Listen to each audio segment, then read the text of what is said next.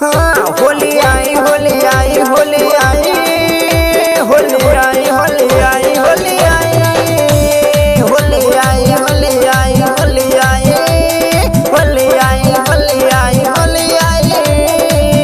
रंग लेके खेलते गुलाल लेके खेलते रंग लेके खेलते गुलाल लेके खेलते राधा संग होली में नंदलाल खेलते बोलो सारा रा रा रा रा मदन गोपाल खेलते बोलो सारा रा रा।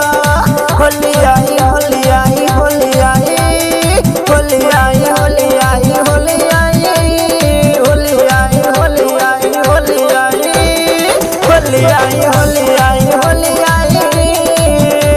ढोलक मंजीरा और रंग लेके नाचते ढोलक मंजीरा और रंग लेके नाचते सखियां के सारे गाल बाल नाचते बोलो सारा रा रा रा रा रा मदन गोपाल खेलते बोलो सारा रा। होली आई होली आई होली आई होली आई होली आई होली आई होली आई होली आई होली आई होली आई होली आई होली आई।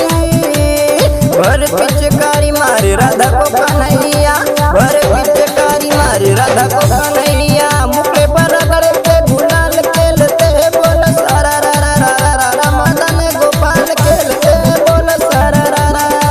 होली आई होली आई होली आई होली आई होली आई होली आई होली आई होली आई होली आई होली आई होली आई होली आई।